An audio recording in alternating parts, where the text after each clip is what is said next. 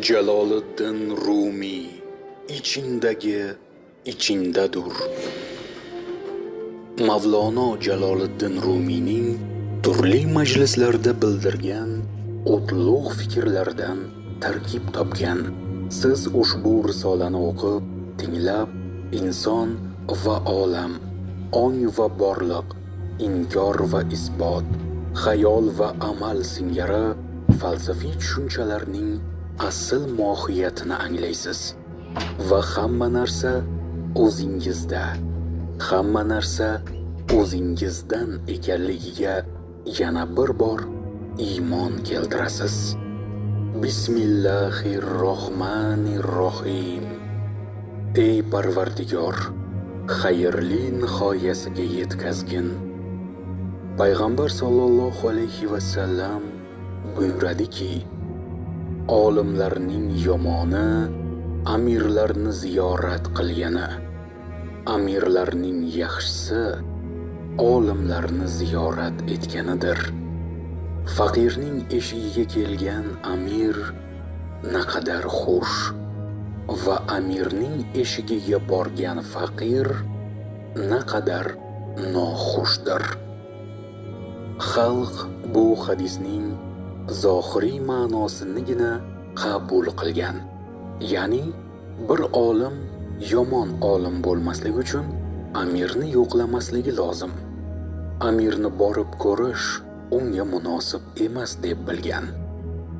Aslida fikrning haqiqiy ma'nosi xalq o'ylaganday emas, balki quyidagicha: olimlarning yomoni amirdan yordam olgani va ular vositasida o'z ahvolini yaxshilagani, kuchga kirganidir.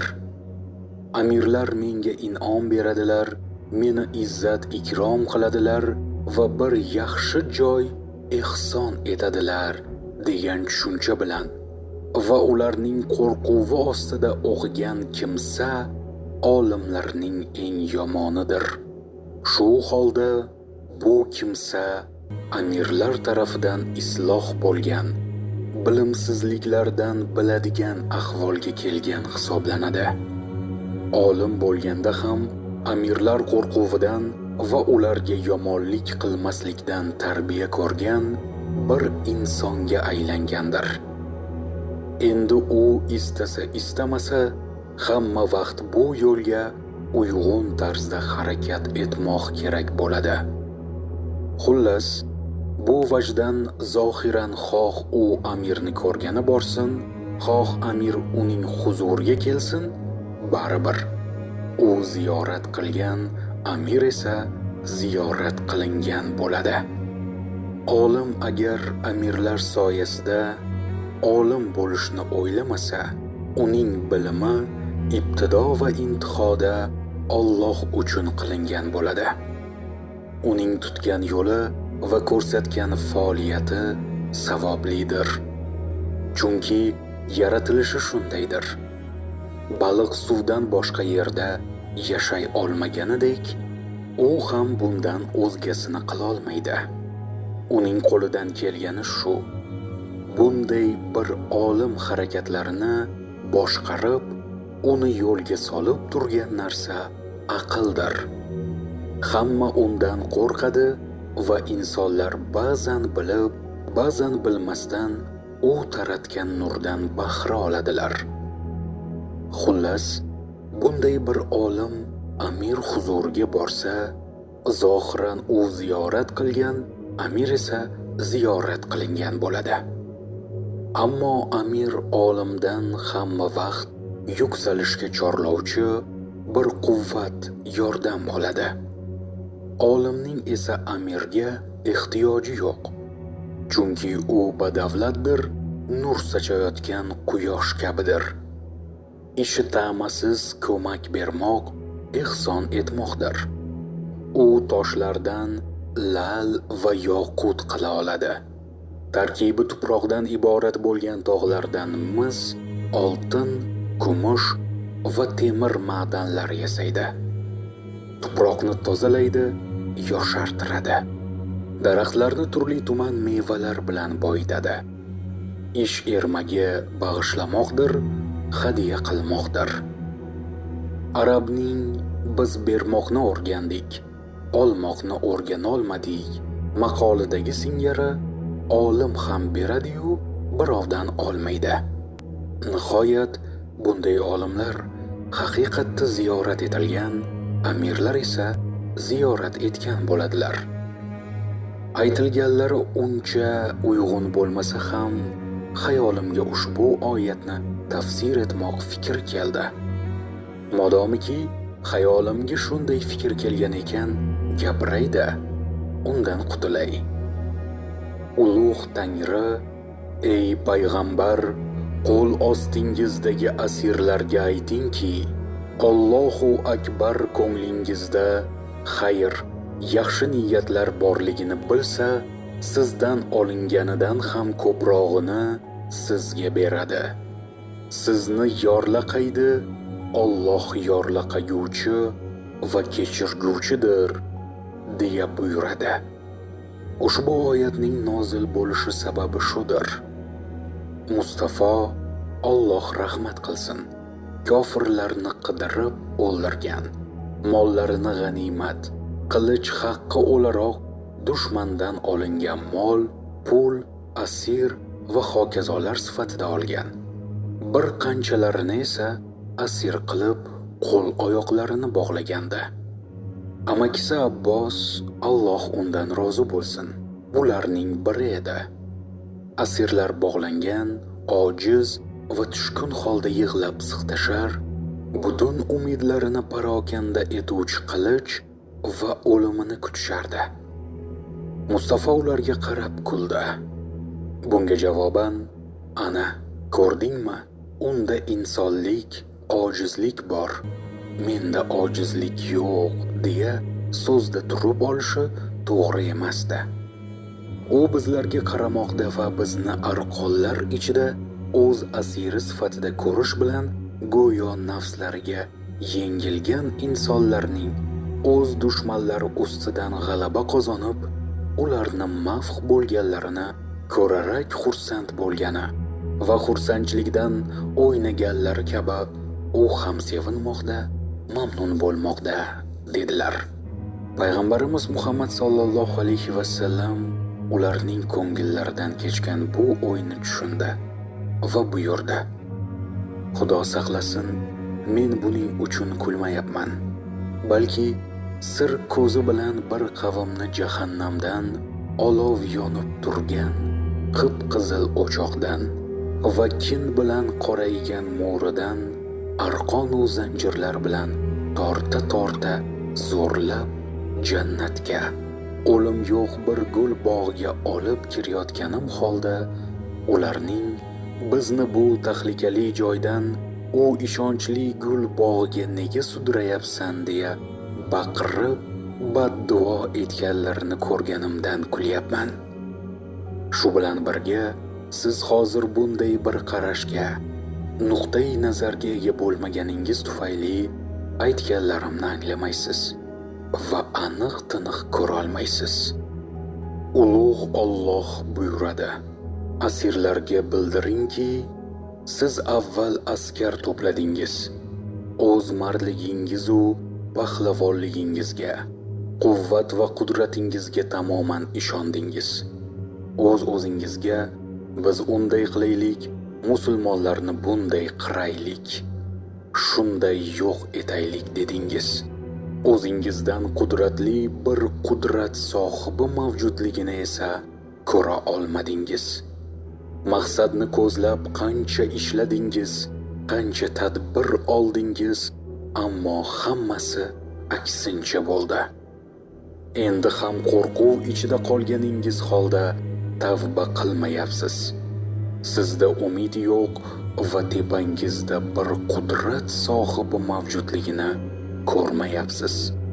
Kuch qudratli va shafqatli bo'lganingiz vaqtlar meni ko'rishingiz lozim.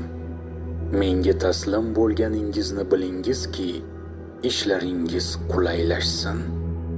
Qo'rqqan paytingizda mendan umidingizni uzmang.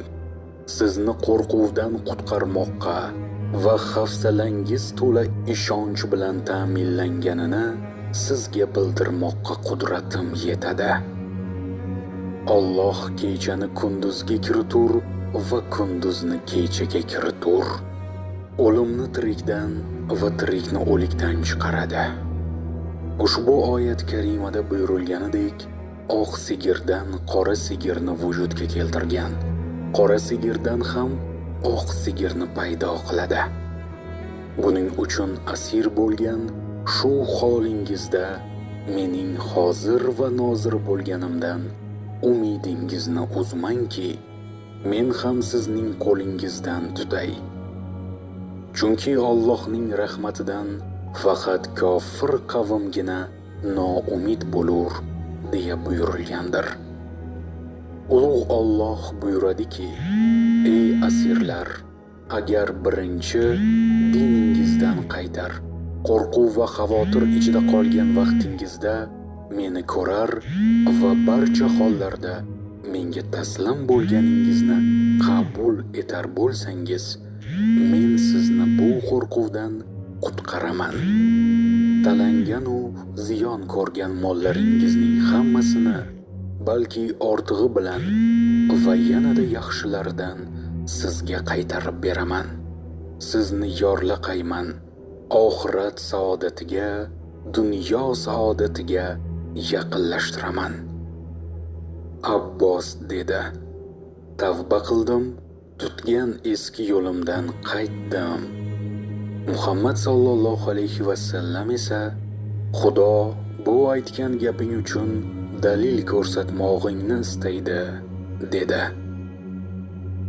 Abbos: Bismilloh, qanday dalil istaysan, dedi.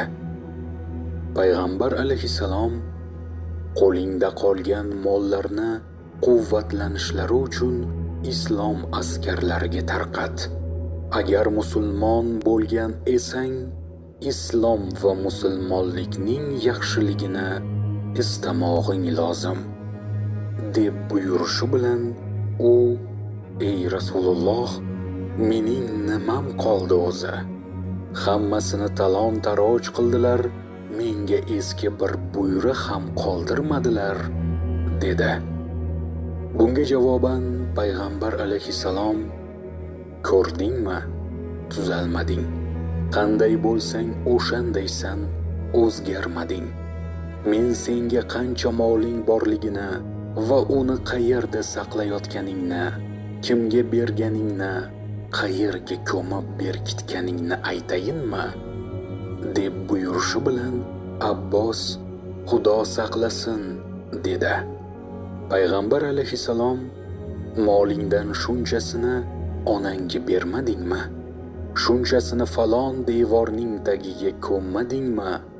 Va unga, onangga: agar qaytsam menga topshirasan, qaytmasam bunchasini falon ish uchun sarflaysan, bunchasini falonchiga berasan, bunchasi esa seniki bo'ladi, deya batafsil vasiyat qilmadingmi, deya buyurdi.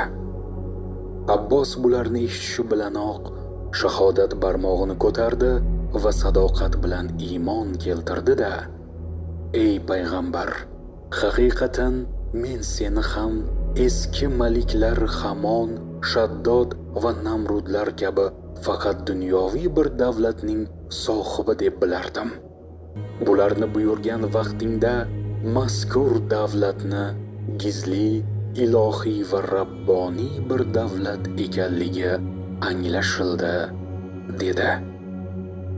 Payg'ambarimiz Muhammad sallallohu alayhi va sallam: to'g'ri gapirding.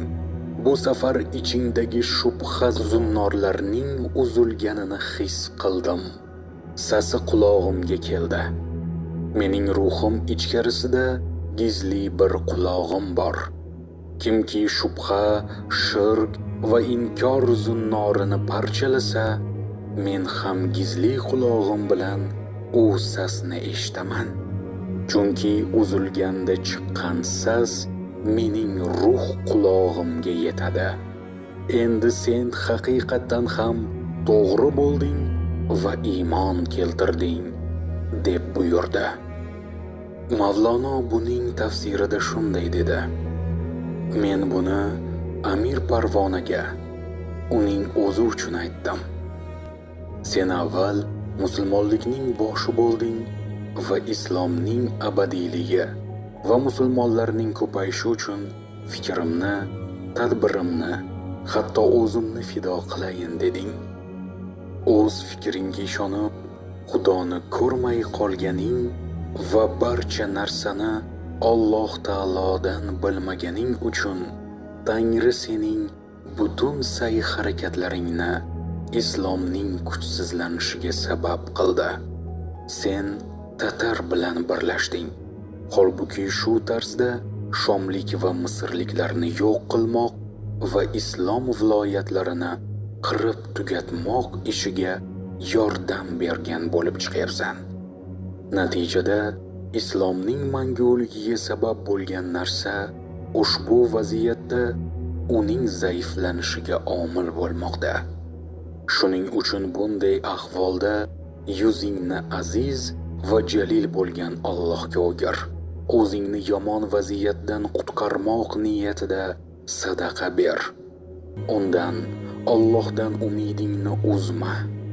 Alloh seni unday bir toatdan bunday bir isyonga tushirib qo'yibdi. Sen esa bu toatni o'zimdan deb o'ylading va shuning uchun ham gunohkor bo'lding. Endi bu gunohkorliging bilan ham umidingni uzma. Yolbor. U sening toatingdan isyon yaratgani kabi isyoningdan ham toat yaratmoqqa qodirdir. Bu sabab senga nadomatlik hissini tuydiradi, ya'ni musulmonlarning ko'payishi uchun g'ayrat ko'rsatmog'ingni ta'minlaydi va islomning quvvati bo'la olishing uchun sabablar yaratadi. Umidingni uzma, chunki kofir bo'lganlardan boshqa hech kim Alloh rahmatidan umid uzmaydi. Maqsadim uning, Parvonaning buni tushunishi, mushkul ahvolda sadaqa berib, Xudoga yolborishiga erishmak edi. Juda yuksak bir yerdan o'ta tuban bir ahvolga tushib qolganiga qaramay, umidli bo'lishi uchun unga shu gaplarni aytdim. Agar har bir ko'ringan narsa ko'ringani kabi bo'lsa edi, juda o'tkir va ziyrak ko'zlar sohibi Payg'ambar alayhissalom narsani menga bo'lgani kabi ko'rsat deya faryod etmasdi. U bu bilan shunday demoqchi bo'ladi: Ey Robbim, aslida xunuk bo'lgan narsani go'zal, go'zal narsani esa xunuk qilib ko'rsatyapsan. Bizga hamma narsani qanday bo'lsa o'shanday ko'rsatginki, tuzoqqa tushmaylik va yo'limizni hech vaqt yo'qotmaylik. Endi sening fikring har naqadar go'zal va porloq esa-da, unikidan yaxshiroq bo'la olmaydi. O'zingdagi har bir fikr va har bir tasavvurga ishonma. Yolborda qo'rq. Chunonchi hatto qo'shinlar yuborgan shu onimizda ham ularga, qo'shinlarga ishonmasligimiz va talofatga uchrab qo'rquv va ojizlik domiga tushgan vaqtimizda esa Allohdan umidimizni uzmasligimiz kerak. Payg'ambar yuqoridagi oyatni, so'zni o'z maqsadiga muvofiq ravishda aytdi. Mening ham aytmoqchi bo'lgan narsam shu edi. Bir odam Mavlono hech narsa demayaptilar dedi. Men dedim, bu odamni mening xayolim huzurimga keltirdi va mening xayolim unga qalaysan, qanday ahvoldasan deya bir so'z so'ylamadi. Gapirmasdan xayolim uni bu yoqqa tortdi. Agar mening haqiqatim uni so'z aytishdan qaytarib boshqa bir joyga olib borsa, bunga nechun hayron bo'lish kerak ekan? So'z haqiqatning soyasi va parchasidir. Modomiki soya o'ziga tortar ekan, u holda haqiqat yanada yaxshiroq jazb etadi. So'z bahonadir. Bir insonni boshqa bir insonga tortgan narsa so'z emas, balki ikkovlarda mavjud bo'lgan ruhiy birlikdan bir parchadir. Agar bir inson 100 ming mo'jiza va karomat ko'rsa, ammo unda vali va nabiyga uyg'un bir bo'lak bo'lmasa, birlashmaydilar va buning foydasi ham yo'q. Uni vali va nabiyga bog'langan, ular sevgisini ko'nglida orttirgan narsa o'sha omuxda o'rtoq parchadir. Agar bir jism tarkibida ohangrabo bilan mushtarak bo'lgan bir parcha bo'lmasa, u jism hech qachon ohangrabo tarafiga ketmaydi, ya'ni tortilmaydi. Ular orasidagi bir xillik gizli bir narsadir, ko'zga ko'rinmaydi. Inson xayolidagi narsa uni o'z orqasidan yetaklaydi. Masalan, bog' xayoli bog'qa, do'kon xayoli do'konga olib boradi. Faqat bu xayollar haqiqatni yashiradi. Chunonchi bir narsaning xayoli seni o'ziga tortdi va sen u tomonga ketmoqdasan. Chunki xayol senga u narsani go'zal qilib ko'rsatgan. Biroq kelgach pushaymon bo'lasan va o'zingga o'zing buni yaxshi deb o'ylabman, aslida unday emas ekan deysan. Shuning uchun ham xayollar ichiga kimdir yashiringan chodirlarga o'xshaydi. Qachonki xayollar yo'qolib, haqiqat yuz ko'rsatsa, pushaymonlik hissi ham seni tark etadi. Seni o'ziga tortgan haqiqat seni jalb etgan haqiqatdan boshqa narsa emasdir. U kun yashirin narsalar oshkor bo'ladi. Aslida jalb etgan narsa bittadir. Faqat ko'p ko'rinadi. Axir ko'rmayapsanmi? Bir insonning turli tuman yuzlarcha orzusi bordir. Shilpildoq istayman, qatlama istayman, holva istayman, qovurilgan go'sht istayman, meva istayman, xurmo istayman der. Bu aytgan narsalarning asli bitta. U ham bo'lsa ochlikdir. Ochlik yolg'iz bir narsadir. Inson ovqatning biridan yeb to'ygach, boshqasini istamayman deydi. Bundan anglashiladiki, 10 va 100 sonlari yo'q, faqat bir bordir. Ularning hisobini, sonini kofirlar uchun azob va mashaqqat ayladik deya buyurilgani kabi, bu insonlar qarshisiga hisobdek og'ir bir ish chiqadi. Masalan, bunga 1, narigilarga esa 100 deylar. Ya'ni vali uchun 1 va xalq uchun 100 ming deydilar. Bu katta gunohdir. Valini 1, boshqalarni ko'p ko'rmoq, ko'rish va anglash yo'lini yo'qotmoqdir. Ulkan fitnadir. Chunki siz ularni ko'p, valini esa 1 ko'rmoqdasiz.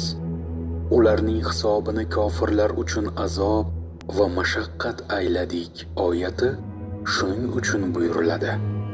Qaysi 100, qaysi 50 va qaysi biri 60. Qo'lsiz, oyoqsiz, aqlsiz va ruhsiz bir to'p insonlar tilsim va simok kabi qaynab turibdilar. Endi sen ularga 60, 100 va yoxud 1000, bunga esa 1 de. Bu yanglish. Balki ular hechdirlar va bu 1 deganing 1000, 100 ming va 100 minglarcha bir hisoblanadi. Xuddi bizning qavm aholisi oz, ammo hujum qilinganida ko'payadi deganlardek. Podshoh bir askarga 100 kishilik maosh tayin etganda, bundan qolgan askarlar norizo bo'ldilar. Podshoh o'z-o'ziga bir kun kelar sizga ko'rsataman. O'shanda buning sababini tushunasizlar, derdi. Jang kuni keldi. Askarlarning hammasi qochdi. Yolg'iz u kishigina jang qildi. Podshoh, mana shuning uchun men unga ko'p pul berdim, dedi. Inson o'zining farqlash xossasini har turli g'arazdan tozalashi va dindan yordam qidirishi lozimdir. Din egasini taniydi. Faqat sen umringni farq etish xossasidan mahrum bo'lgan kimsalar bilan kechirganing uchun bilmaysanki, uning yaxshini yomondan farq etish vasfi zaiflashgan va endi dinni, ya'ni insonning hamrohini taniy olmaydi. Sen tanani bog'ding, ammo unda farqlash xossasi yo'qdir. Farq etish bir sifat. Axir ko'rmayapsanmi? Jinnining qo'l oyog'i bor, faqat farqlash xususiyati yo'q. Farqlash sendagi latif bir ma'nodir va sen kecha-yu kunduz undan mahrum bo'lgan narsani, ya'ni tanani boqishga harakat etmoqdasan. Uning bu bilan tirik ekanligini bahona qilmoqdasan. Holbuki bu ham u bilan tirikdir. Bu qanday ishki, sen farqlashdan tamoman mahrum bo'lganni boqding, voyaga yetkazding va vaqtni vujudingni yedirib ichirish bilan o'tkazding-da, u latif ma'noga, ya'ni farq etish qudratiga parvozsiz bo'lding. Sening taxmin qilganingdek, bu tana u ma'no bilan tirikdir. U bu bilan emas. U nur, ya'ni latif ma'no berguvchi, ko'z, quloq va boshqa derazalardan, agar bular bo'lmasa, yana boshqa tirqishlardan o'zini ko'rsatguvchi. Bu xuddi quyoshni chiroq bilan ko'ryapman deb, quyosh qarshisiga chiroq keltirib qo'yishga o'xshaydi. Aslida chiroq bo'lmasa ham quyosh o'zini senga ko'rsataveradi. Chiroqqa nima hojat? Allohdan umidni uzmaslik kerak. Umid ishonch yo'lining boshi. Yo'lda yurmasang ham doimo yo'lning boshini ko'zla. Noto'g'ri ishlar qildim dema, to'g'rilikni tut. O'shanda hech qanday egrilik qolmaydi. To'g'rilik Muso alayhisalomning hassasi kabidir. Egrilik esa sehrgarlarning sehriga o'xshaydi. To'g'rilik o'rtaga chiqishi bilan ularning hammasini yutadi. Agar bir yomonlik qilgan bo'lsang, o'zingga o'zing qilgandirsan. Sening yomonliging o'zgaga qanday ta'sir qiladi?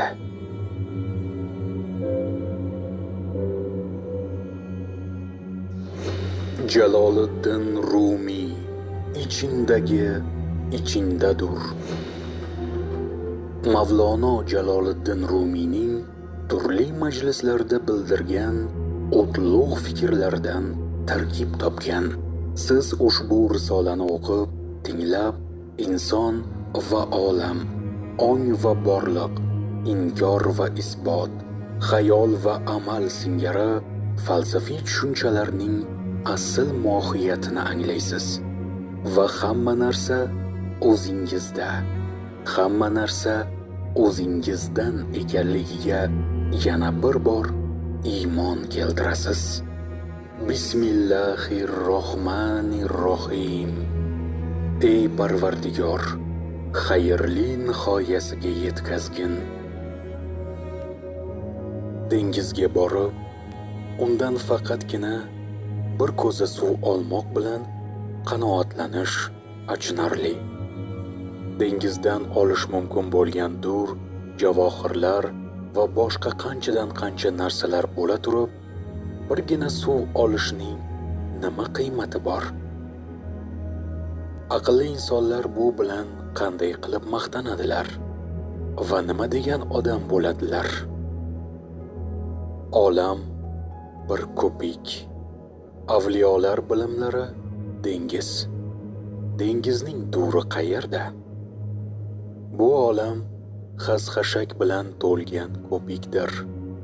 Faqat bu ko'pik dengizning chayqalishidan, o'ynoqlashidan va ko'pirib qaynashidan poklanadi, soflanadi, go'zallashadi. Xotinlar va o'g'illar, qop-qop oltinlar va kumushlar, nasl otlar va suruv-suruv mol-qo'ylar, ekinlar va hokazo narsalar odamlar hirsini qitiqlaydi. Bularning hammasi dunyo zavqidir. Modomiki dunyo bezatilgan bo'lsa, unda haqiqiy go'zallik va yaxshilik yo'qdir. Bu go'zallik unda muvaqqatdir va o'zga bir yerdan kelgan demakdir. Dunyo oltin qoplamali soxta pul kabidir. Ya'ni qiymatsiz ko'pik bo'lgan dunyo qalbdir. Ahamiyatsiz va qadrsizdir. Uning ust qismini biz oltin bilan suvadik. Mana shuning uchun ham insonlarni xotinlar va o'g'illar, qop-qop oltinlar va kumushlar, nasldor otlar va suruv-suruv mol-qo'ylar, ekinlar va boshqa narsalar o'ziga tortadi, deya buyurilgan. Inson Tangrining usturlobidir, qavs ichida teleskopidir. Faqat bu usturlobni biladigan munajjim lozim. Dehqon yoki baqqolning usturlobi bo'lgani bilan uni ishlatolmaganidan keyin nima foydasi bor? Ular usturlobda ko'ringan falaklar ahvolidan, harakatlaridan, burjlarning o'zgarishlari-yu ta'sirlaridan nimani ham tushunardilar? Ko'rinadiki, usturlob munajjim uchun foydalidir. Chunki o'zini bilgan Xudosini ham biladi. Shu nuqtai nazardan usturlob falakning qanday ko'zgusi bo'lsa, inson vujudi ham Allohning shunday usturlobidir. Chunki Qur'onda inson to'g'risida biz odam o'g'illarini aziz qildik deya buyurilgan. Ulug' Alloh insonni bilimli, ilmli va olim qilib yaratgani uchun inson o'z borlig'ining usturlobida vaqti bilan Alloh tajallisini va benazir go'zalligini porloq bir holda ko'radi. Bu jamol mazkur ko'zguni hech qachon tark etmaydi. Aziz va jalil bo'lgan Tangrining hikmat, ma'rifat va karomat kiyimlarini kiydirib qo'ygan qullari bordir. Xalqning bularni ko'ra oladigan o'tkir ko'zlari yo'q bo'lsa ham, Alloh taolo ularni qizg'anadi. Ular ham o'zlarini xuddi Mutannabning xotinlar ipak kiyimlarini bezanmoq uchun emas, balki o'z go'zalliklarini ko'rmoq uchun kiyadilar, deganidek hikmat, ma'rifat va karomat kiyimlari bilan o'raydi. Bittasi, kecha kunduz qalbim va jonim sizning yoningizda, xizmatingizda. Faqat mo'g'ullarning ishi-yu tashvishi sabab sizni ziyorat etishga kelolmayapman, dedi. Bu ishlar ham haqqa tegishlidir. Chunki bular musulmonlik ishonchini ta'minlamoqda. Siz ular ko'ngillarini tinchlantirish va bir qancha musulmonlarni huzurla xotirjam, toat ibodat qilishi uchun o'zingizni mol va joningiz bilan fido qildingiz. Bu ham xayrli ish. Allohu akbar sizga shunday bir xayrli ish qilmoq orzusini bergandir. Bunga javoban qiziqishingizning ortishi Tangrining sizga bo'lgan inoyatidan darak. Agar orzuyingiz zaiflashadigan yoxud ozayadigan bo'lsa, bu sizni Alloh inoyatidan mahrum bo'layotganingizga bir ishorat demakdir. Demak, ulug' Alloh bunday buyuk va xayrli ishni inson vositasida qilinishini, uning savob ishlashini va darajasi yuksalishini istamayapti. Bu issiq bir hammomga o'xshaydi. Hammom issiqligi pechkada hosil bo'ladi. O'tin va tezak ko'rinishidan har naqadar xunukda jirkanch bo'lsa ham, hammomchi uchun inoyat hisoblanadi. Chunki ular tufayli hammomchining hammomi isiydi va shu tariqa xalqqa xizmat qiladi, dedi. Shu payt ahbob keldi. Mavlono uzr so'radi va agar siz uchun o'rnimdan turmayotgan, siz bilan gaplashmayotgan va hol ahvolingizni so'ramayotgan bo'lsam, buning sababi sizni hurmat qilganimdir. Chunki har bir narsaning hurmati o'sha zamonga muvofiq bo'ladi. Namoz qilayotib ota-onani, aka-ukani, opa-singilni so'rab surishtirmoq, shu yo'sin e'tibor qilmoq to'g'ri emas. Namoz vaqtida do'stlar va qarindosh urug'larga iltifot ko'rsatmaslik aslida eng yaxshi iltifot va ko'ngil olishdir. Chunki sen ular sabab ibodatdan, chuqur diniy holatdan ayrilmaysan, huzur halovatingni buzmaysan va bular bilan ular ham gunohga botmagan bo'ladilar. Mana shuning uchun ham insonni gunohga botirgan, azobga giriftor qilgan balodan chekinmoq, iltifot va ko'ngil olmoqdir. Chunki ularga jazo beruvchi narsadan qochilgandir, deya buyurdi. Ulardan biri Alloh oldida namozdan-da yaxshiroq bo'lgan narsa bormi, deb so'radi. U ham namoz bordir, ammo namoz faqatgina suratdan iborat emas. Bu namozning qolipidir. Axir namozning boshi na so'ngi ma'lumu mavjuddir. Ibtidosi va intihosi bo'lgan hamma narsa qolibdir. Takbir namozning avvali, salom esa oxiridir. Xuddi shunday shahodat ham faqat til bilan aytilgan narsa emas. Uning ham boshi va oxiri mavjud. Boshi va oxiri bo'lgan hamma narsa surat va qolipdan iborat bo'ladi. Uning ruhi beqiyos va benihoyadir. Avval, oxiri yo'qdir. Bu namozni nabiylar topgan va maydonga keltirgan. Nabiy, mening Alloh bilan shunday bir vaqtlarim bo'ladiki, unga na Tangri tomonidan jo'natilgan bir payg'ambar va na Tangriga eng yaqin bo'lgan bir farishta sig'adi, deya buyuradi. Demak, namozning mohiyati faqat yotib turishdan iborat bo'lmay, balki istig'roq, ya'ni o'zidan kechish ekanligini bildik. Chunki barcha suratlar ichkari kirolmay, tashqarida qoladilar. Hatto Jabroilday purhikmat malak ham u yerga sig'maydi. Olamlar sultoni, olamning qutbi bo'lgan Alloh uning ulug' ruhini muborak aylasin. Mavlono Boho haqida shunday bir hikoya rivoyat qilinadi. Bir kuni ashobi uni istig'roq holida uchratdilar. Namoz vaqti yaqinlashgani uchun muridlardan ba'zilari namoz vaqti bo'ldi dedi. Mavlono e'tibor bermadi. Muridlar namozga qo'zg'aldilar. Faqat ulardan ikkitasi shayxlarga ergashib namozga turmadilar. Namoz qilayotganlardan Hojagi ismli bir murid qalb ko'z orqali namoz o'qiyotganlarning orqalari bilan, shayx va ikki muridning esa yuzlari bilan qiblaga yo'nalib o'tirganlarini ko'rdi. Chunki shayx men va biz da'vosidan voz kechdi va uning menligi fano topdi.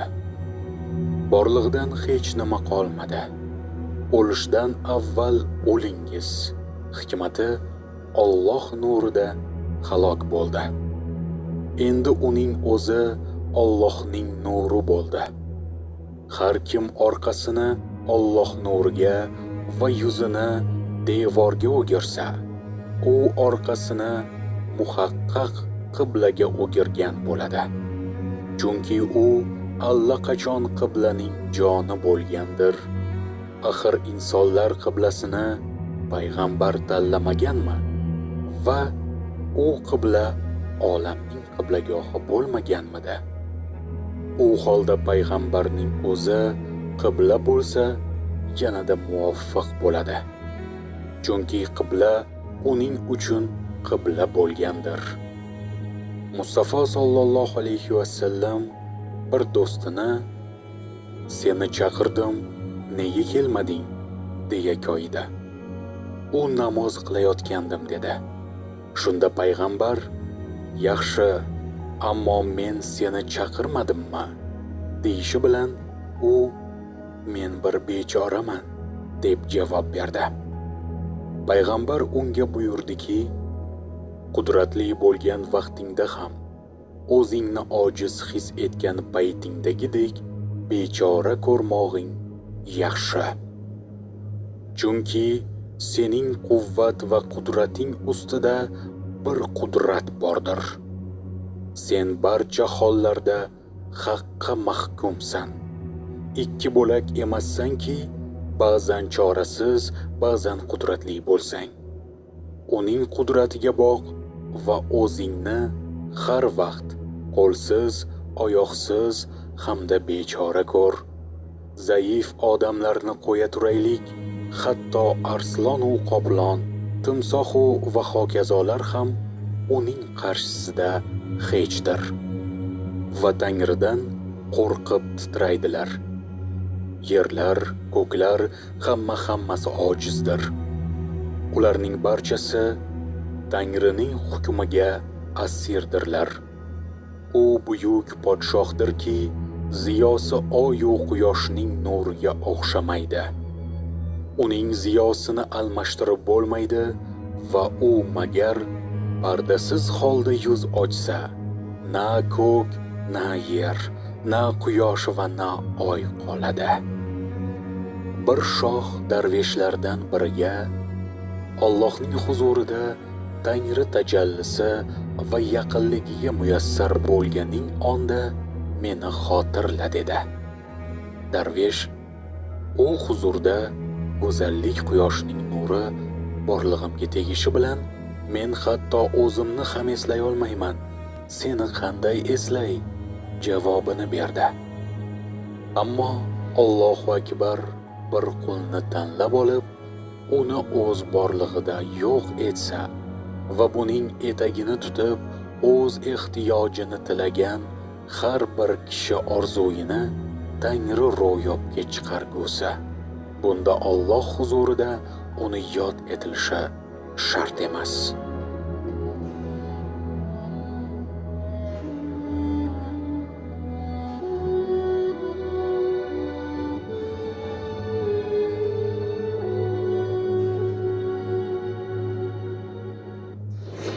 Jaloliddin Rumiy ichingdagi ichingdadur. Mavlono Jaloliddin Rumiyning turli majlislarda bildirgan o'tloq fikrlardan tarkib topgan. Bir inson bu yerda bir narsani unutibman dedi. Mavlono buyurdiki, dunyoda bir narsa bor, unutilmas. Agar hamma narsani unutib, uni unutmasang, qo'rqmasa ham bo'ladi. Masalan, bir podshoh muayyan ish uchun seni qishloqqa jo'natdi. Sen tayinlangan ishni qilmay, boshqa 100 turli ishni ado etsang ham hech narsa bajarmagan bo'lasan. Shuning uchun inson bu dunyoga bir ish uchun kelgan. G'oya udir, agar uni qilmasa, hech bir ish qilmagan hisoblanadi. Biz omonatni ko'klarga, yerga va tog'larga taklif etdik.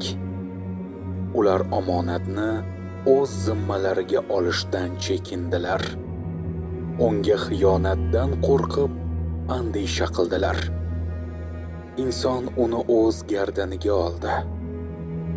Chunki u juda zolim va johildir. Ko'klar va yer o'z zimmalariga ololmagan ishni inson oldi. Uning qo'lidan kelayotgan ishlarga boqib, kishi hayratlanadi.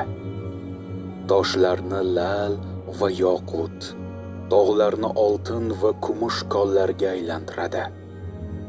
Yer yuzidagi o'simliklarni harakatga keltirib tiriltiradi va Adan jannat holiga keltiradi. Yer ham urug'ni o'z bag'riga oladi, hosil beradi, ayblarni berkitadi va yana tushuntirish qiyin bo'lgan yuz minglarcha g'alati narsalarni qabul qiladi. Maydonga keltiradi. Xuddi shunday tog'lar ham turli-tuman ma'danlar beradi. Shunga o'xshash barcha ishlarni ado etganlari holda qo'llaridan bir ish kelmaydi. Bu ish esa yolg'iz inson tomonidangina amalga oshiriladi. Shuning uchun ham Alloh biz haqiqatdan odam o'g'illarini sharaflantirdik deya buyuradi. Ammo o'sha ish na ko'klarning, na tog'larning va na yerning emas, balki faqat insonnigina qo'lidan kelganiga ko'ra, inson juda yomon va bilimsizdir. Agar sen qo'limdan shuncha ish kelyapti, biroq u ishni qilolmayapman desang, buning hech qanday qiymati yo'q. Chunki insonni boshqa ishlar uchun yaratmadi. Bu shunga o'xshaydi. Sen shohlar xazinalarida bo'ladigan qimmatbaho po'latdan tayyorlangan Hind qilichini, men bu qilichni bekor yotmasligi uchun turli ishlarda ishlataman deya keltirib, osh pichog'ini o'rniga go'sht to'g'rasang, yoxud oltin idishda sholg'om pishirsang, yo javhar bilan bezatilgan pichoqni mix o'rnida qoqib, unga oshqovoq ossang, uvol bo'lmasmi? Odamlar kulmasmi? Holbuki qovoqning ishi bir pulli taxta yoki temir bir mix bilan ham bitadi. Shunga 100 dinorlik pichoqni ishlatish aql ishi emas-ku. Ulug' Alloh senga juda ulkan qiymat bergandir. Alloh mo'minlarning jonlari va mollarini o'z yo'lida vaqf etishlari muqobilida ularga jannat bergandir.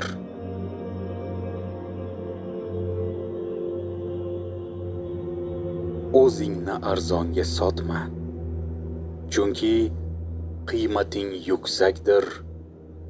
Ulug' Tangri buyuradi: men sizni, vaqtingizni, nafsingizni, mollaringizni sotib oldim. Agar siz bularni men uchun xarjlasangiz, menga bersangiz, buning muqobili o'limsiz jannatdir. Mening oldimdagi sening ahamiyating shudir. Agar o'zingni jahannam evaziga sotsang, o'zingga zulm qilgan bo'lasan. Xuddi 100 dinorlik pichoqni devorga qoqib, unga qovoq osgan odamdek. Sen o'zimni yuksak ishlarga beryapman, fiqh, hikmat, falakiyot, tib va boshqa ilmlarni o'rganyapman deya bahonalar ko'rsatasan. Aslida bularning barchasi o'zing uchundir. Fiqh qo'lingdagi nonni birov tortib olmasligi, seni o'ldirmasligi ustingdagi kiyimingni yechib olmasligi va sog' salomat bo'lishing uchundir. Falakiyot sohasidagi biliming esa falak ahvolidan xabardor bo'lish va shunga qarab ish tutishing uchundir. O'ylab ko'rsang, asling sen bo'lib, bular sening oydinligingdir, nuru ziyoyingdir.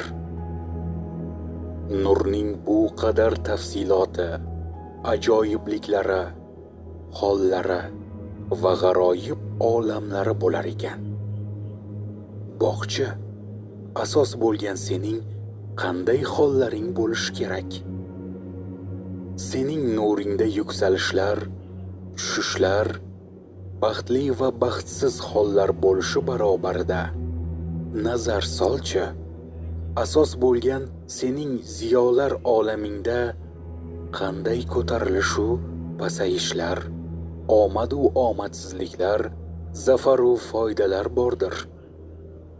Masalan, falon ruhning shunday xususiyati bor.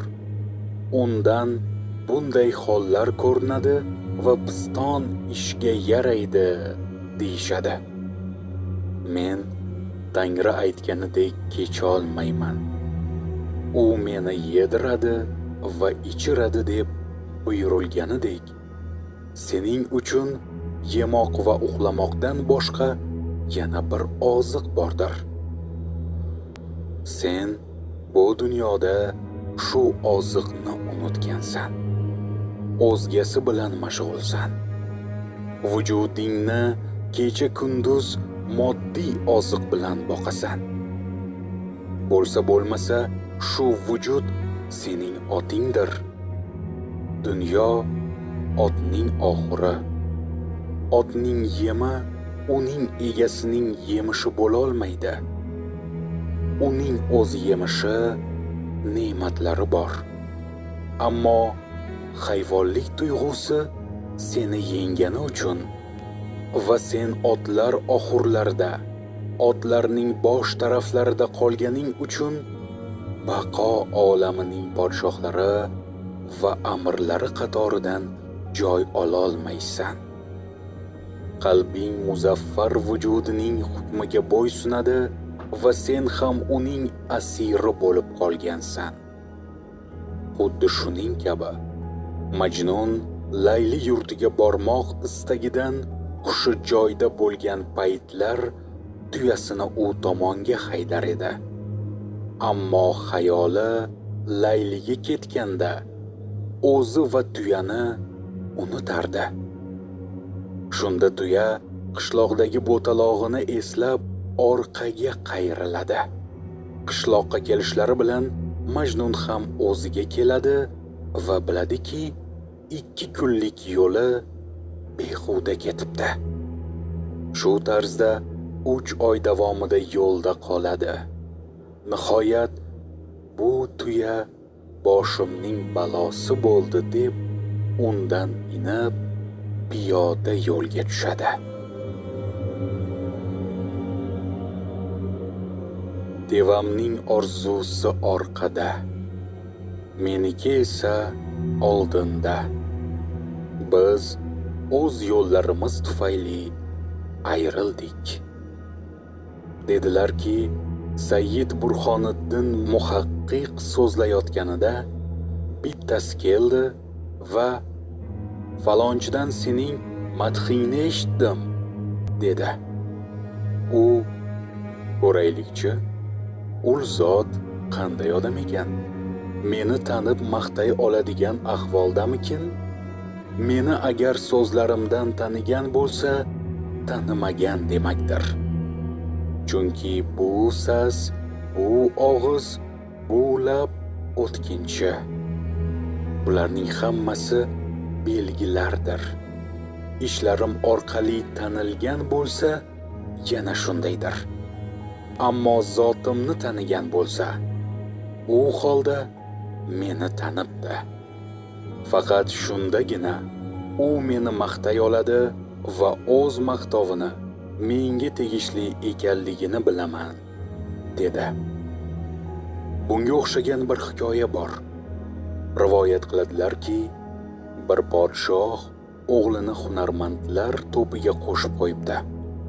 Ular bolaga turli bilimlardan, jumladan ilmu nujumdan dars berishibdi.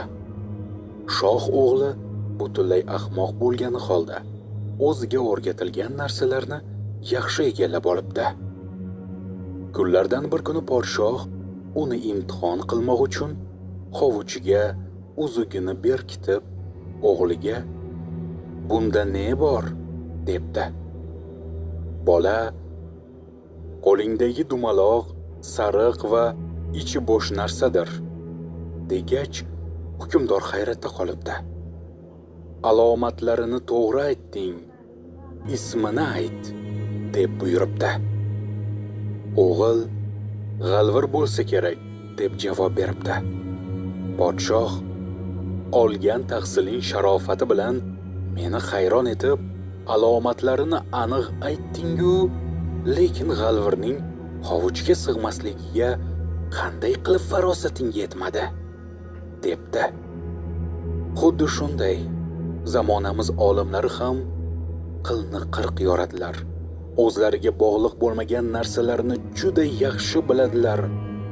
Ammo o'ta muhim, o'zlari uchun qolgan barcha narsalardan yanada yaqin bo'lganlarini, ya'ni o'zlarini bilmaydilar. Hamma narsalar yaqin bo'lgan borliq bu ularning menligi.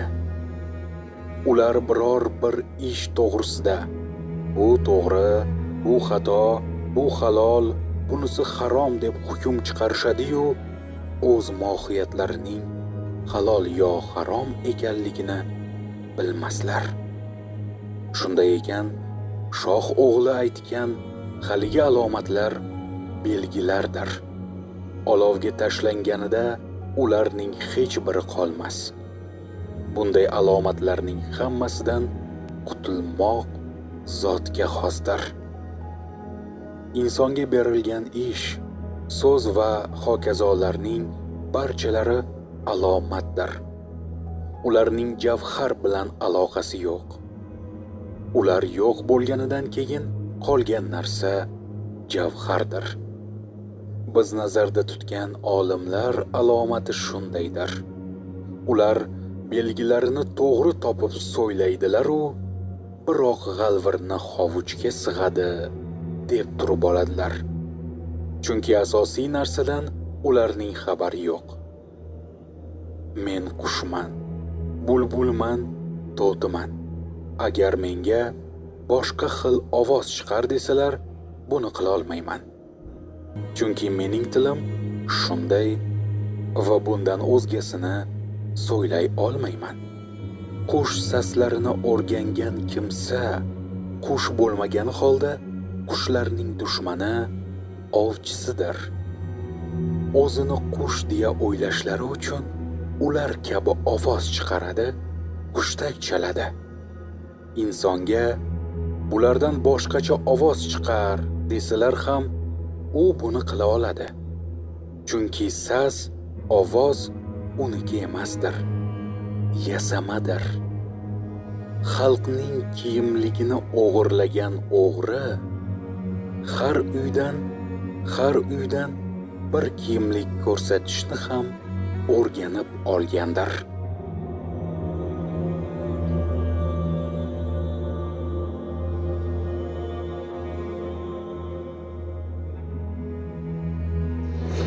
Jaloliddin Rumiy ichingdagi ichingdadur.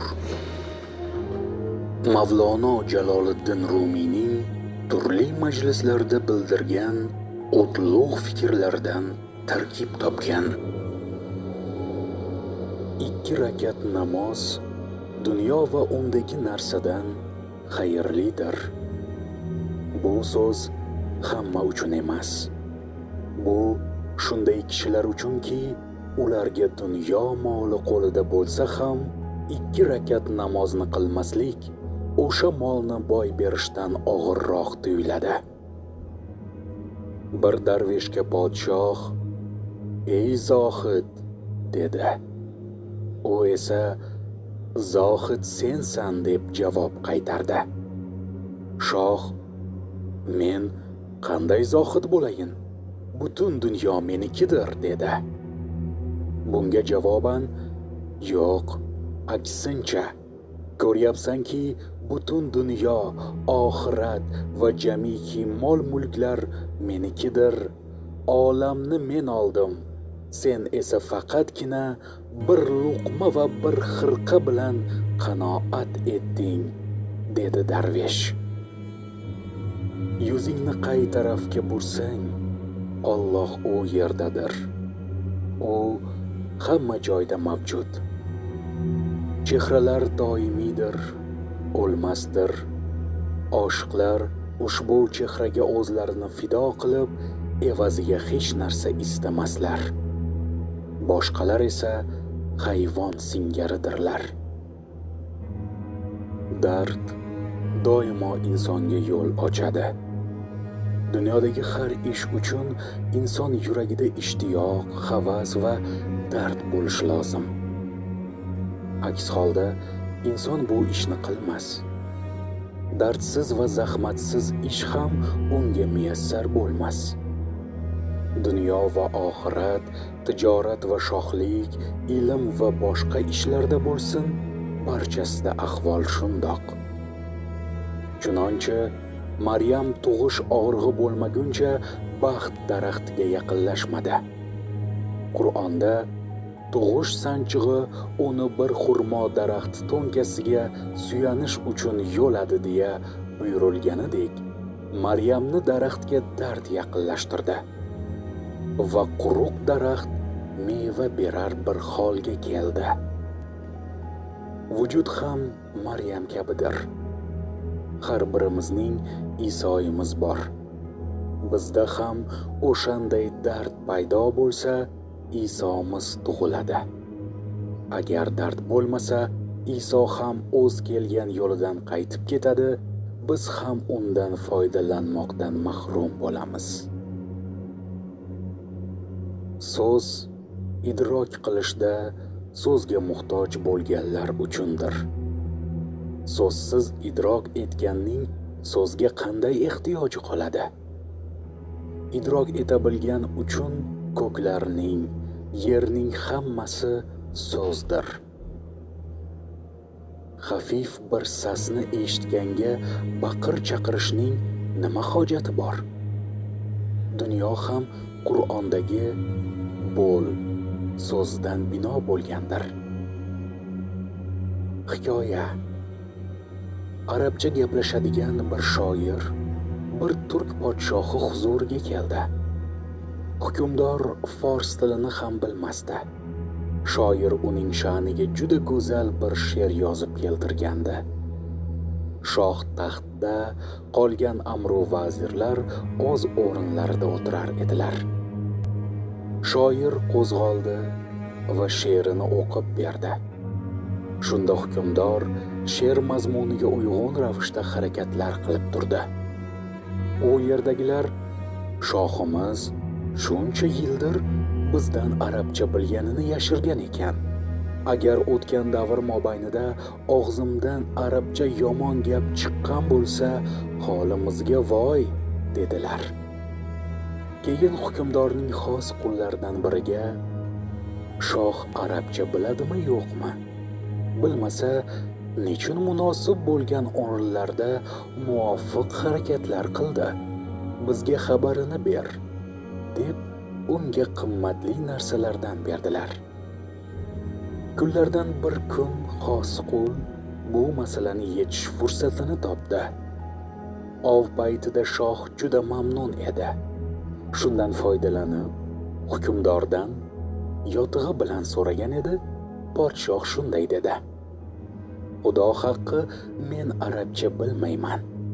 Ammo uning bu she'rni yozish maqsadini bilganim, ya'ni shoir meni maqtamoqchi bo'lganini, she'r bir vosita ekanini anglaganim uchun iltifot ko'rsatdim. Maqsad bo'lmaganda she'r ham yozilmasdi. Shuning uchun maqsadga qaraydigan bo'lsa, ikkilikka o'rin qolmaydi. xuddi shunday. Shayxlar ham agar ko'rinishdan turli tuman, ishlari va so'zlari farqli bo'lsa-da, maqsad e'tiborlar bilan birdir. Tangrini talab qilmoqdir. Masalan, bir saroyda shamol essa, gilamning chetini ko'taradi. Xas-xashakni osmonga uchiradi. Hovuz suvni halqa etadi. Daraxtni uning shoxlari yu barglarini o'ynatadi. Bu bir-biriga o'xshamagan hollar. Maqsad, asos va haqiqat nuqtai nazaridan birdir. Chunki hammasining harakati bir shamoldandir. Bittasi nuqsonlimiz dedi. Boshqasi esa kishida qanday holdaman, nimalar qilyapman deya o'zini tergash tuyg'usining uyg'onishi do'stlik va inoyat dalildir. Chunki sevgi bor joyda sitam ham bo'ladi. Begonalarga emas, do'stlarga sitam qilinadi. Ammo sitamda ham sitam bor. Sitam undan mutaassir bo'lganga, o'zi uchun uning yaxshilik va sevgi ekanligini bilganga qilinadi. Shu bilan birga hech ta'sir qilmaydigani borki, bu sevgi alomati emas. Masalan, gilamni changdan tozalamoq uchun kaltaklashadi. Aqllilar bunga tanbeh berish demaslar. Ammo bir sevgan kishisini yoxud bolasini ursalar, bunga sitam derlar. Sevgining isboti mana shunday joylarda maydonga keladi. Shuning uchun, modomiki sen o'zingda bir dard yoki pushaymonlik his etarkansan, bilgilki, bu senga Allohning inoyati va sevgisidan bir dalildir. Agar sen og'a-iningda bir qusur ko'rsang, bu sendagi nuqsonning aksidan iboratdir. Odam ham xuddi shunday oynadir. Mo'min mo'minning oynasidir. Hadis. Sen o'sha qusurni o'zingdan uzoqlashtir. Chunki undan hosil bo'lgan sendagi iztirob o'zingdan chiqqan g'amdir. Undan xafa bo'lganing zamon o'zingdan ham injiysan. Dediki, bir filni sug'ormoq uchun suv bo'yiga keltirdilar. U o'z aksini suvda ko'rib hurkidi. Lekin u boshqasidan qo'rqdim deb o'ylar, o'zidan cho'chiganini bilmas edi. Inson o'z kalligidan va chipqonidan irganmas. U yarali qo'lini bemalol ovqatga uzatadi, yalaydi. Bundan uning ko'ngli aynimaydi. Ammo birovning qo'lida kichik bir chipqon yoxud yara ko'rsa, bas, ovqat yeyishdan to'xtaydi, jirkanadi. Insondagi yomon fe'llar ham kallar va chipqonlarga o'xshaydi. O'zida bo'lganida hech ingramaydi. O'zgada bo'lsa-chi, jirkanadi, nafrat etadi. Sen undan hurkkaningdek, u ham sendan cho'chsa, injisa, uni xush ko'r. Sening xafa bo'lishing uning aybidir. Chunki uni ko'rishing sababli ta'bing tirriq bo'lyapti-da. Shu bilan birga u ham seni xuddi shunday ko'radi. Payg'ambar alayhissalom mo'min mo'minning oynasidir deya buyuradi. Bu kofirning oynasi bo'la olmaydi degani emas. Uning oynasi bor edi. Faqat u bundan g'ofildir.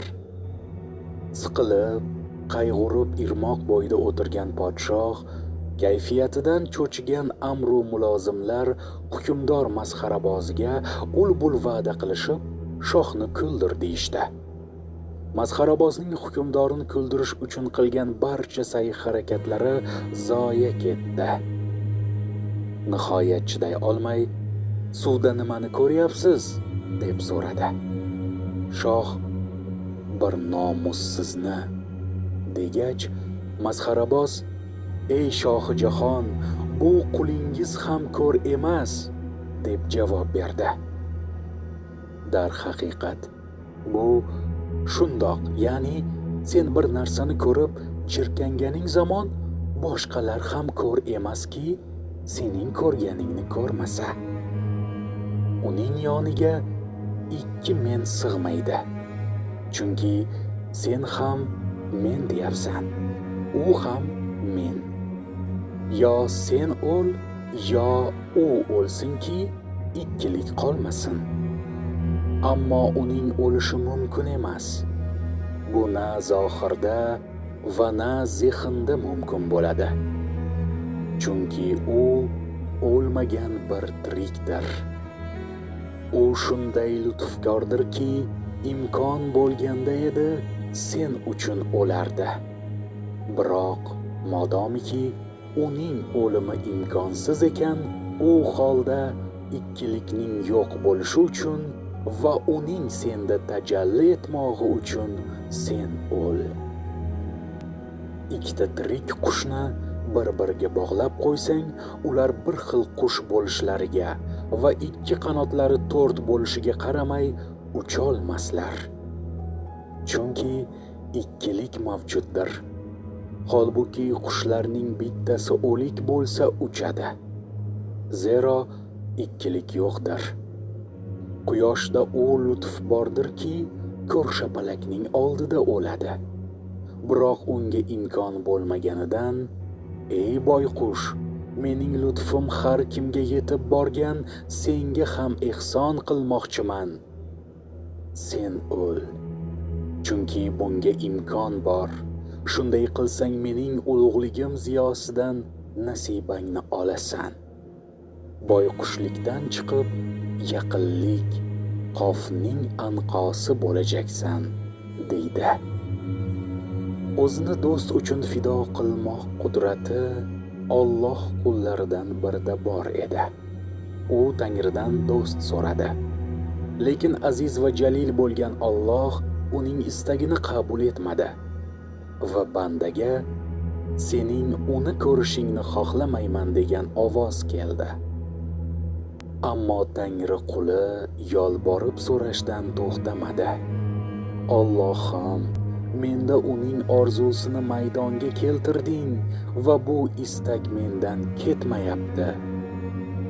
Nihoyat unga, agar uning senga ko'rinishini istasang, boshingni fido et, sen yo'q bo'l, bu dunyoni tark ayla, deya bir ovoz keldi.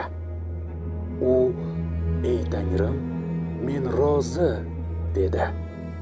Do'sti uchun boshini qurbon qildi. Shundan keyingina maqsadi hosil bo'ldi. Yoqimsiz kimsalarning biri kelib, ulug' kishilarning bosh tarafiga o'tirdi. Bunga javoban Mavlono dedi: bular uchun chiroqning ustida yo tagida o'tirishning hech farqi yo'q. Chiroq esa o'zi uchun balandda bo'lishini istamaydi. Bordi-yu istasa, bundan boshqalarning foydalanishini ko'zlaydi. Kimsalar esa uning ziyosidan zavq oladi. Chiroq xoh pastda, xoh balandda bo'lsin, baribir o'sha chiroqdir. Abadiy quyoshdir. Ulug' zotlar yuksaklik, maqom va mavqe istasalar, demakki xalqning ularni ko'ra oladigan ko'zlari yo'qdir. Ularning maqsadlari bunday moddiy va dunyoviy tuzoq bilan ahlini ovlamoqdir. Shu tarzda ular bunday yuksakliklarni oxiratga tegishli yuksaklikka yo'l topmoq uchun istaydilar.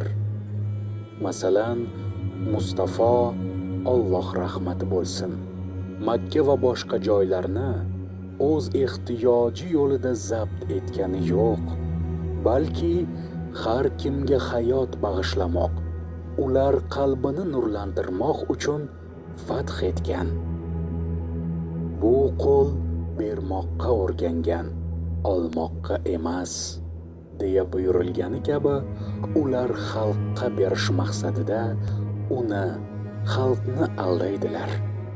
Yo'qsa ulardan bir narsa undirish uchun emas. Ba'zilari zavolli qushlarni sotmoq va yoxud yemoq uchun tuzoq qo'yadilar. Bunga hiyla deyishadi. Ammo podshoh o'z javohirlaridan xabarsiz, qiymatsiz va tajribasiz bir qirg'iyni tutadi. Bundan maqsad qushni bilagiga o'rgatmoq, unga tarbiya berib, sharaflantirmoqdir. Ammo bunga hiyla deyilmaydi. Zohiran bu ish makrga o'xshasa ham, aslida esa to'g'rilik va ehsondir. Toshni lal holiga keltirmoq, o'lik bir tuxumni inson aylamoq bilan baravar. Aql egalari buni shunday biladilar. Agar qirg'iy o'zini nega tutganlarini bilsaydi, tuzoqqa hojat qolmasdi. Uning o'zi tuzoqni izlardi. Kishi bilagiga uchib borib qo'nardi. Xalq ulug'lar aytgan so'zlarning zohirigagina nazar solib, biz bunday gaplarni ko'p eshitdik, ichimizu tashimiz ular bilan to'la deydi. Ular aytadilarki, qalblarimiz qulfdir. Yo'q, Alloh ularni kofirliklari sababli la'natga duchor qildi, ular juda oz iymon keltirishadi. Oyatida amr etgani singari kofirlar, bizning qalblarimiz bunday so'zlarning g'ilofidir va biz ulardan lim-molim to'lganmiz deyishadi. Allohu akbar ularga javob sifatida buyuradiki, aslo ular bular bilan emas, balki xayol, vasvasa, shubha va shirk bilan, hatto la'nat bilan to'ladir. Chunki Alloh ularni kofirliklari sababli la'natga duchor qildi. Koshki ular bunday aljiramasalar edi. Hech bo'lmasa haqiqatni qabul qilmoqqa loyiq bo'lsalar-da, afsuski shunga ham loyiq emaslar.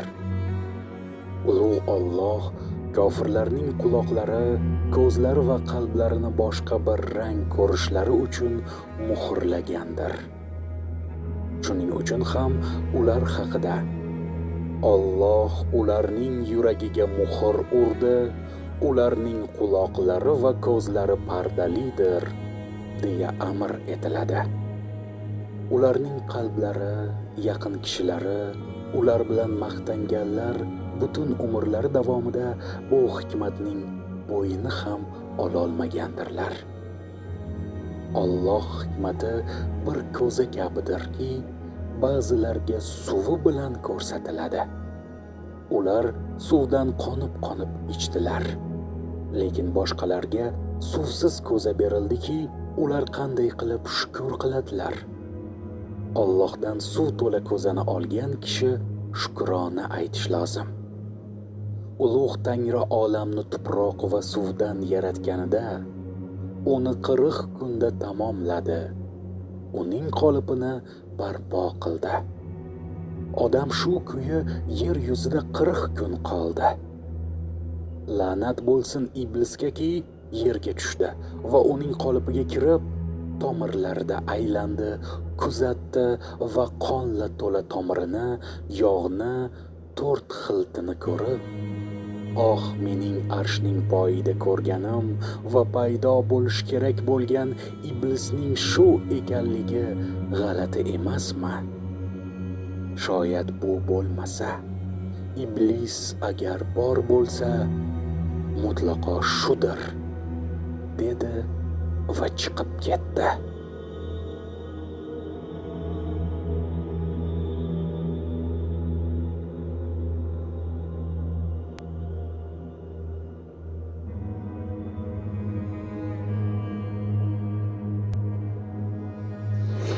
Jaloliddin Rumi ichindagi ichingdadur.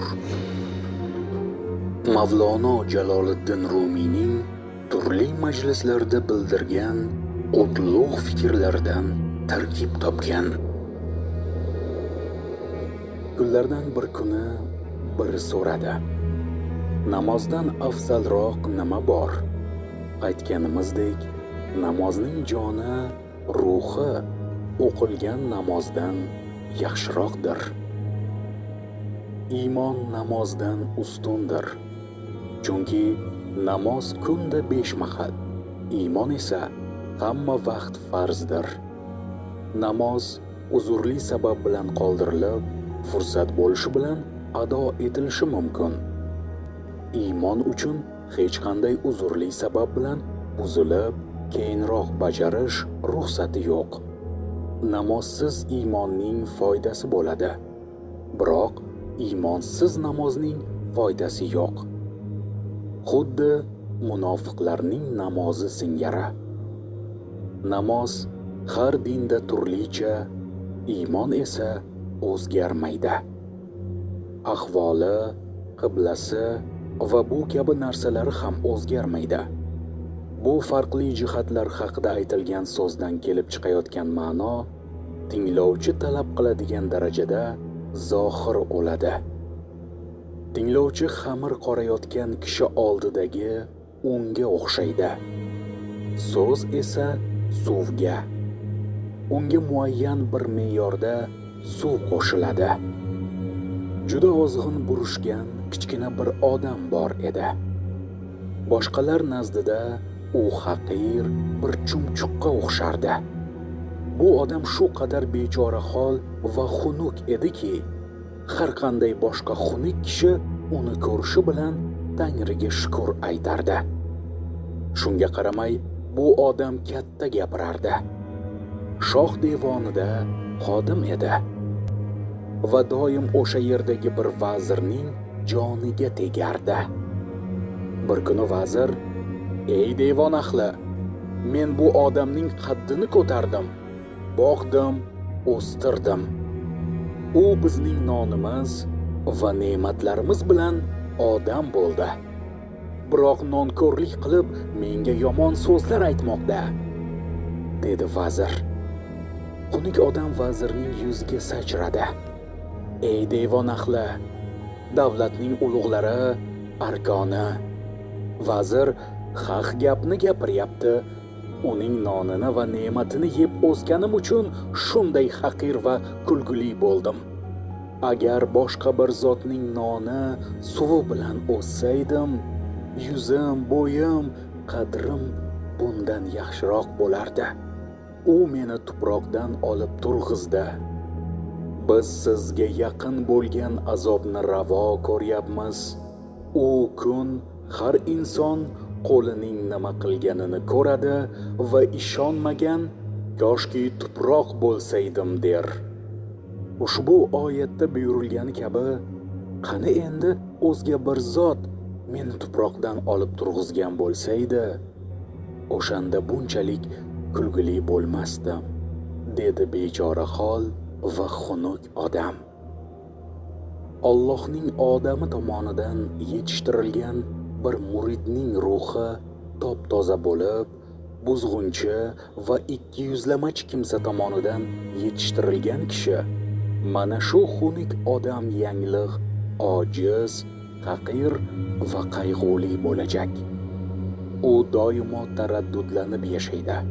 Tuyg'ulari nuqsonli, o'zi esa yaxshi ishlamaydi.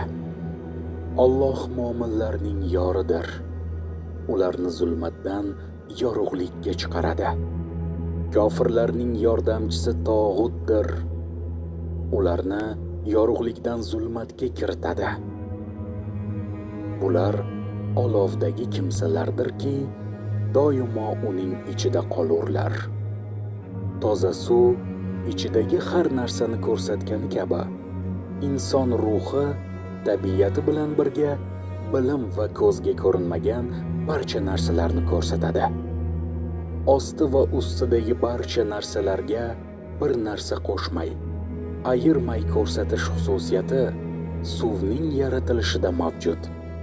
Biroq suvga tuproq yoki boshqa rang aralashsa, bu xususiyat yo'qoladi. ulug' Alloh nabiy va vali zotlar jo'natdi. Ular ana shu ulkan, toza suvga o'xshaydi. Allohning bundan maqsadi har bir iflos kichik suvning o'tkinchi rangidan va kiridan qutulishi, qutilgandan keyin esa o'zini pokiza ko'rishi bilan men ilgari shunday toza ekanman deya xotirlashi, kirlangan iflos rangini foniy ekanligini bilishga qaratilgan. Odamlar biz bu dunyo uyida birga edik deyishlari va bir-birlari bilan go'zal bir tarzda kelishib bog'lanishlari kerak. Inson do'stini tez yo'qotadi. Chunonchi kishi bittasi bilan do'st tutinadi. Do'st uning ko'ziga Yusuf bo'lib ko'rinadi. Shunga qaramay, o'zining bir tuban harakati bilan sening nazaringdan qoladi. Yusuf kabi bo'lgan yuzi qora bo'ladi. Ertaga yana bir sabab bilan bu zot boshqa kimsaga aylansa, sen uning zotini yaxshi bilmaganing uchun uni qanday qilib taniysan? Xullas kalom, insonda o'tkinchi bo'lgan yaxshi va yomon sifatlardan oshib, uning o'zligiga bormoq va uni obdon tanimoq lozim. Odamlarning bir-birlariga bergan vasflari ularning asli vasflari emas. Shunday hikoya aytib berishganda, bir odam men falonchini yaxshi bilaman, buning butun sifatlarini sizga aytib beraman dedi. Unga eshitaylikchi dedilar. Shunda u kishi, u mening cho'ponim edi, 2ta qora ho'kizi ham bo'lardi deb javob berdi. Xuddi shunday xalq ham falon do'stni ko'rdik, uni taniymiz deydi. Dar haqiqat, ularning odamlar to'g'risida bergan ta'riflari haligi zotning birov haqida uni taniyman, 2 qora ho'kizi bor deyishga o'xshaydi. Holbuki bu tavsif kishining alomati bo'la olmaydi va bu alomat hech bir ishga yaramaydi. Odamning yaxshi va yomonligini bir chetga qo'yib, uning shaxsiyatining asliga e'tibor bermoq kerakki, ko'ramiz u zotning qanday o'zligi va javhari bordir. Ko'rmoq va bilmoq mana shunaqa bo'ladi. Bir faylasuf bir ma'naviyatni inkor qilardi. Bir kun u kasalga chalindi, qo'l oyoqdan qoldi. Nihoyat ruhoniy bir hakim uni yo'qladi. Nima istaysan deb so'radi. Faylasuf sog'liq deb javob berdi. Ruhoniy hakim esa sog'liqning shaklini, vasflarini qanday ekanini tushuntirki, men topib keltiray dedi. Faylasuf uning xususiyati, shaklu shamoyili yo'q degach, hakim modomiki u xususiyatsiz bir narsa ekan, qanday qilib uni talab qilasan?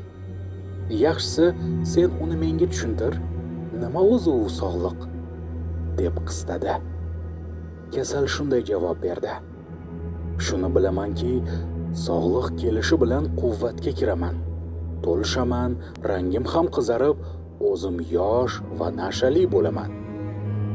Hakimning men sendan sog'liqning o'zini, zotini so'rayapman degan xitobiga betob bilmayman, u xususiyatsiz dedi. Hakim agar musulmon bo'lib mazhabingdan qaytsang, seni davolayman, senga sog'liq baxsh etaman dedi. Mustafa sallallohu alayhi va sallamdan bu ma'nolar xossasiz bo'lishlari bilan birga suratlari vositasida ulardan foydalanmoq mumkinmi deya so'rashganida, ul zot mana yer bilan osmonning surati. Bu surat vositasida sen u kulli ma'nodan fikr ol, foydalan deb buyurdi. Falakning aylanishi bilan koinot uzra tasarrufni, bulutlarning rosa vaqtida yomg'ir yog'dirishini va yozuv qish zamonlari almashishini ko'ryapsan. Bularning hammasi bir hikmat va savobga tayanadi. Jonsiz bo'lgan bulut vaqtida yomg'ir yog'dirishni qayerdan bilsin? O'simlikka qara, bir o'ringa o'nni berayotgan tuproqqa boq, ularni bir zot qilyapti. Sen xuddi ana shu asllikni ko'r. Bu olam vositasida mazkur ishlarni bajarganni talab et va undan yordam so'ra. Inson suratidan uning ma'nosini qanday anglayotgan bo'lsang, odam surati vositasi yordamida uning ma'nosidan ham xabardor bo'l. Payg'ambar sarxush bo'lib o'zidan ketgan paytlarida Alloh aytdi derdi. Zohiran uning tili shunday so'ylar edi. Aslida u til orada yo'q edi. So'zlarni Tangrining o'zi so'ylardi. Chunki u payg'ambar avvallari bunday so'zlarni bilmas edi. Endi u qachonki bu so'zlarni aytishi bilan o'zining ilgariga emasligini anglar va bularning barchasi Allohning tasarrufidan iborat ekanligini bilardi.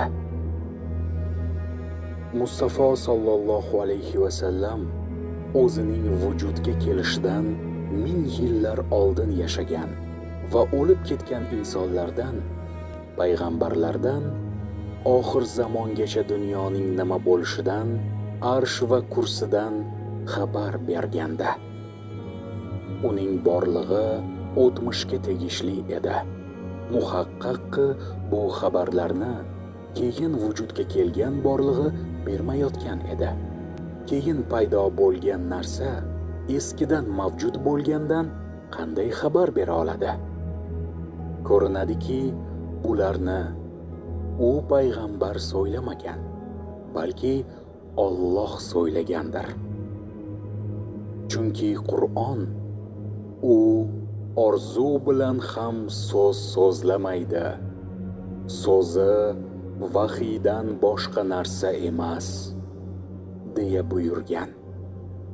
Alloh har qanday sas va harfdan pokiza.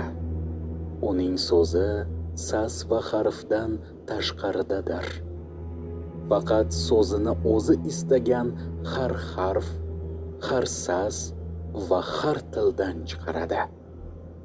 Masalan, yo'llar ustida va karvonsaroylarda har bir hovuz boshida toshdan odam yoki qush yasab qo'yganlar. Ularning og'zidan suv chiqib hovuzga qo'yiladi.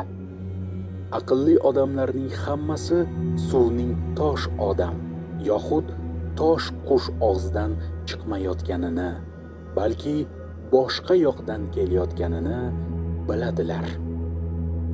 Insonni tanimoqchi bo'lsang, uni gapga sol. So'zdan uning kim ekanligini bilib olasan. Chunonchi birov kisovur bo'lsa-yu, unga insonning so'zidan bilishadi deysa, u mirshab tanib qolmasligi uchun hech qachon gapirmaydi. Quyidagi hikoya ham shunga o'xshaydi. Kichkina bir bola cho'lda onasiga: "Ona, tunda menga shaytondek qo'rqinchli sharpa ko'rinyapti, qo'rqyapman", dedi. Ona bolasiga: "Qo'rqma. Sharpa ko'zingga ko'rinishi bilan unga qarab jasorat bilan otilki, buning xayol ekanini bilasan", dedi. Shunda bola: "Oh, onajonim, agar u sharpaga ham onasi shunday nasihat qilgan bo'lsa, men nima qilaman? Agar unga gapira ko'rmaysan degan bo'lsa, men uni qanday taniyman?" dedi. Ona: "Uning oldida gapirma bolam. O'zingni unga ot va kut. Balki og'zidan biror so'z chiqar. Agar uning og'zidan hech so'z chiqmasa, istar istamas sening og'zingdan bir so'z chiqadi yoki sening qalbingda bir tushuncha yoxud so'z paydo bo'ladi. Xuddi ana shu tushuncha yoki so'z orqali uning sharpaning ahvolidan xabardor bo'lasan. Chunki u senda bir fikr tug'ilishiga sabab bo'lgandir. Sening ichingda vujudga kelgan o'sha so'z va fikr uning tushuncha va ahvolining aksidir, deb javob berdi ona. Shayx Muhammad Sarroziy, Alloh rahmat qilsin, muridlari davrasida o'tirganda muridlardan birining ko'ngli kalla kabobi tusadi. Shayx darhol bunga kalla kabobi keltiring dedi. Boshqalar uning kabob istaganini qayerdan bildingiz deb so'radilar. Shunda shayx 30 yillar men uchun kerak bo'lgan narsa qolmagan. Men lozim narsalarning barchasidan o'zimni tozalaganman, poklaganman. Nihoyat men oyna kabi toza va porloq bo'ldim. Endi esa mening ko'nglim kalla kabobini istadi va bu menga tegishli emas edi. Balki falonchi istagi mening oynamda aks etardi. Chunki oynaning o'zi sof va shaklsizdir. Unda biror shakl ko'rinsa, demakki bu o'zganing shaklidir, dedi. Bir aziz kishi maqsadning hosil bo'lishi uchun chilla o'tirdi. Unga bunday bir yuksak orzu chilla bilan hosil bo'lmaydi.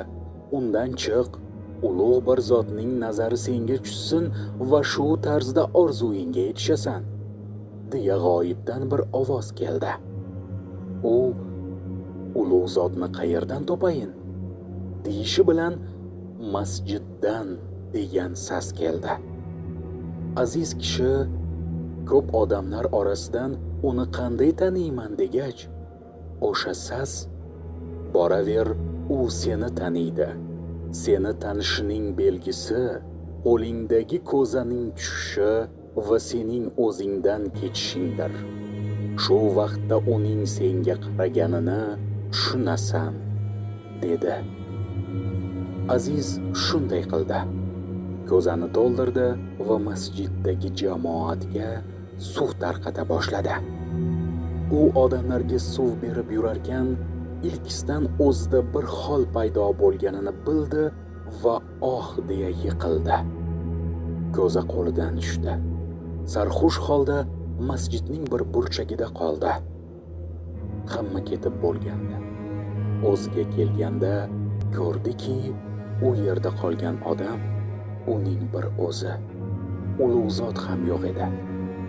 Ammo maqsadiga erishganda. Allohning shunday qullari borki, Tangri ularni qizg'angani va juda buyuk bo'lganlari tufayli ko'rinmaydilar. Biroq ular toliblarni, haqiqatni izlaganlarni maqsadlariga yetishtiradilar. Xuddi shunday buyuk podshohlar ham nodir va nozik bo'ladilar. Rivoyat qiladilarki, Iso alayhissalom qirda kezib yurardi.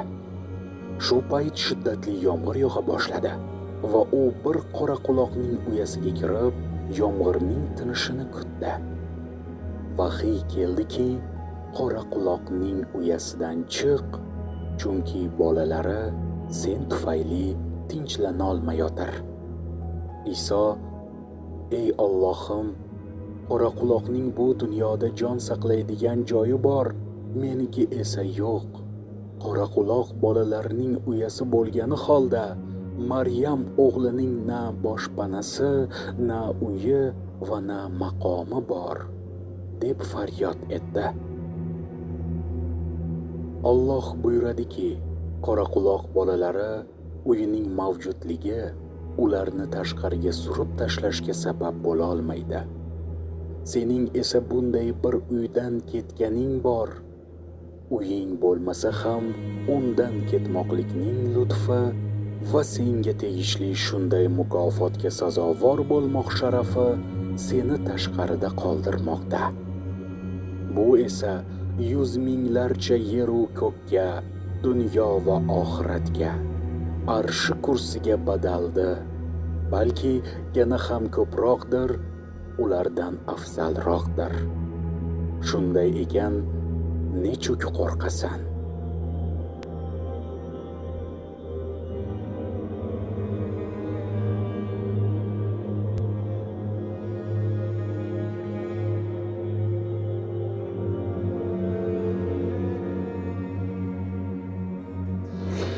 Jaloliddin Rumiy ichingdagi ichingdadur.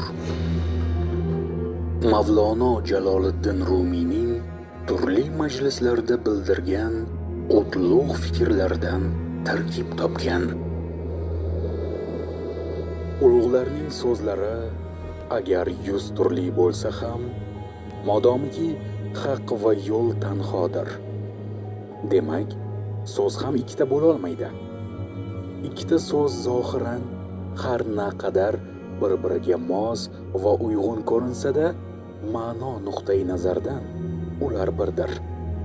Ayriliq ko'rinishda, ma'no e'tibori bilan ularning hammasi birlashgandir. Masalan, bir amir chodir tikishni buyursa, xizmatkorlarning biri ip tayyorlaydi, boshqasi mix qoqadi, biri bo'z to'qisa, yana biri tikadi.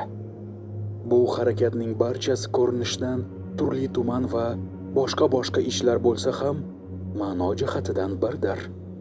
Chunki ularning hammasi bir ish qilmoqdalar demakdir. Dunyoga ham diqqat bilan qarasang, shu holni ko'rasan. Hamma narsa Tangriga qulligini bajo keltiradi. Allohga qarshi chiqqan fosihu shayton, unga itoat qilgan solihu malak, barchasining Tangriga qullik vazifasini ado etayotganliklari ko'rinadi.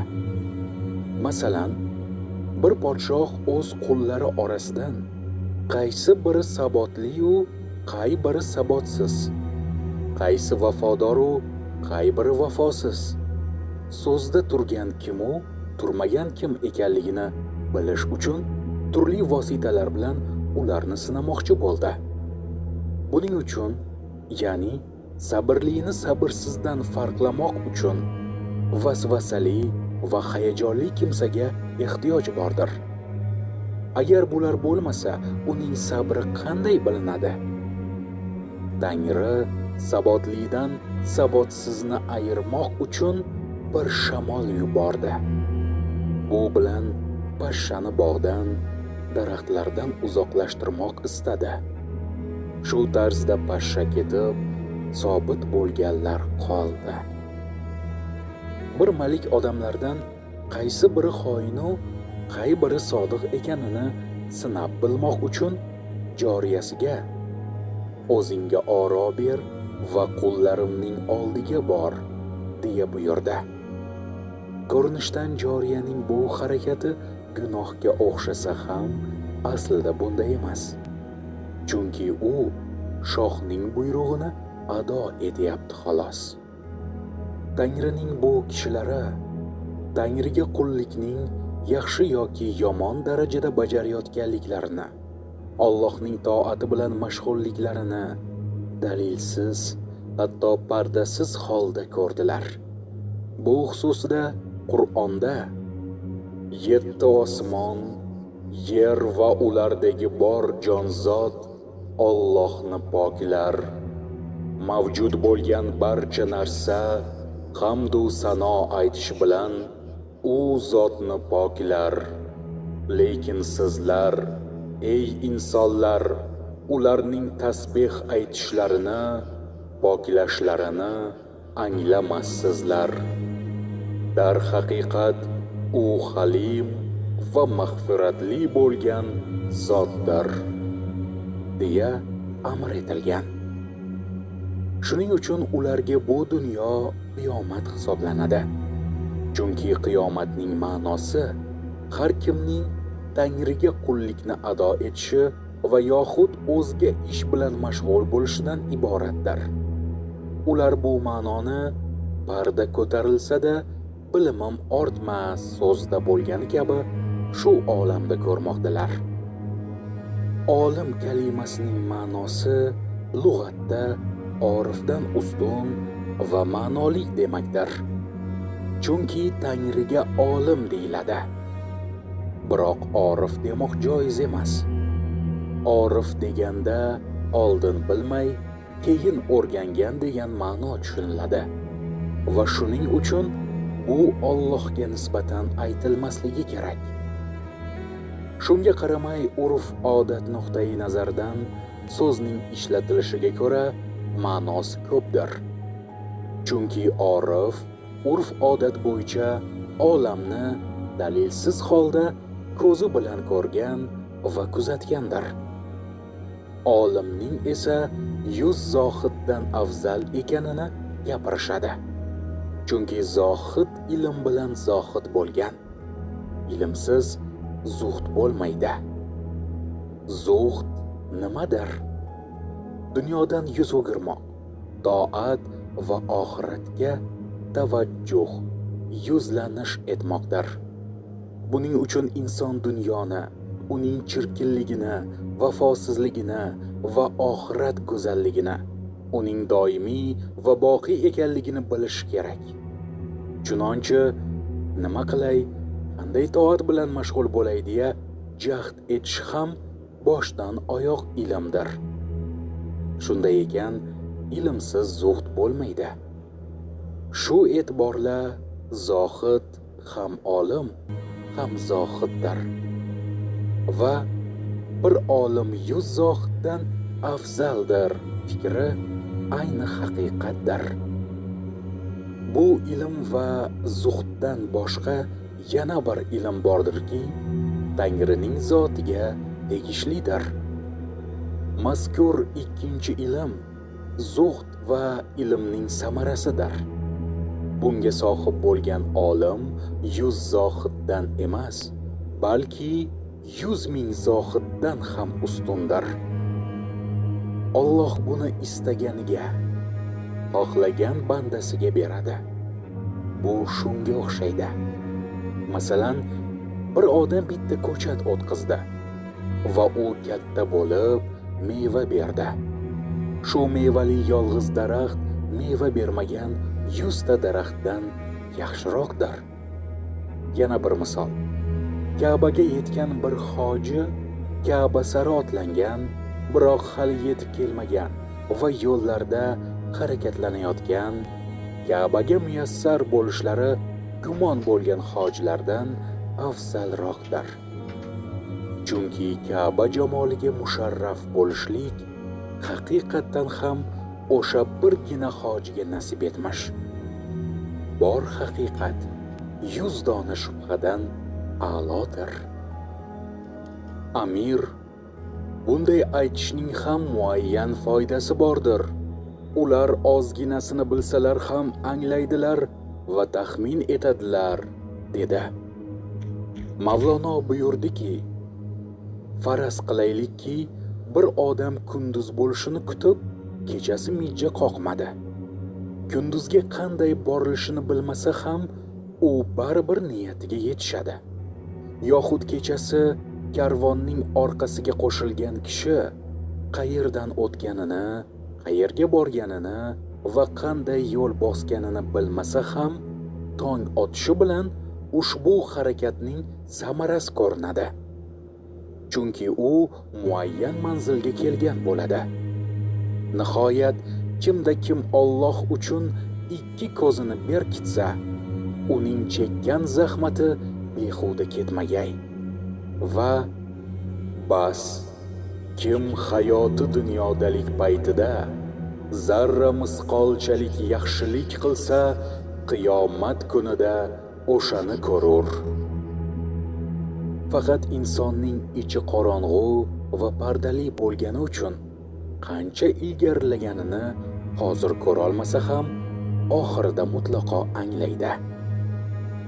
Hadisda dunyo oxiratning dalasidir deya buyurilganiday, inson bu yerda, ya'ni dunyoda nima eksa, u yerda oxiratda o'shani o'radi.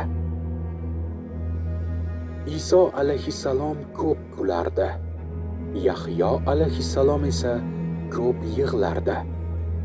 Yahyo Isoga "Sen Tangrining nozik hiylalaridan uzoq bo'lganing uchun kulyapsanmi?" dedi. Bunga javoban Iso alayhissalom "Sen esa Tangrining inja, latif va ajoyib lutflaridan xabaring bo'lmagani uchun yig'layapsanmi?" dedi. Hodisadan voqif bir avliyo Allohdan "Bulardan qay birining maqomi yuksakroqdir?" deb so'ragach, "Menga nisbatan yaxshi niyatda bo'lgani afzalroqdir" javobini oldi. Qudsiy hadis. Yana bir qudsiy hadisda "Men qulim xayol qilgan joydaman", ya'ni men bandamning taxmini bor yerdaman deyiladi. Har bir qulimning ichida mening bir xayolim va suratim bordir. U meni qanday taxayyul etsa, men o'sha xayoldaman. Ey mening qullarim, xayollaringizni poklangizki, u yer mening maqomim va yerimdir demakdir. Men Tangri bor bo'lgan shu xayolning bandasiman. Haq mavjud bo'lmagan haqiqatdan siqilaman. Endi sen o'zingni sina. Kulmoq va yig'lamoq, ro'za va namoz, yolg'izlik va birgalik hamda bunga o'xshash narsalarning qay biri senga foydali? Qaysi yo'ldan borsang ahvoling tezroq yaxshilanadi? O'ylab ko'r va sening ilgarilashingni qaysi ish ta'min etsa, sen o'shani qil. Muftiylar har qancha fatvo bersalar ham, sen olimning fatvosiga quloq os. Sening ichingda bir ma'no bor. Sen uni ko'rsatginki, uyg'un bo'lganini tanlab olsin. Masalan, xastaning oldiga kelgan hakim ishni avvalo kasalning ich hakimidan so'rashdan boshlaydi. Sening ichingdagi ich hakim mijozingdir. U narsani yo qabul etadi yoki yo'q. Shuning uchun ham tashqaridan kelgan hakim undan "Falon narsani yeganda o'zingni qanday his qilding?" kabi so'roq javob oladi va shunga ko'ra tashxis qo'yadi.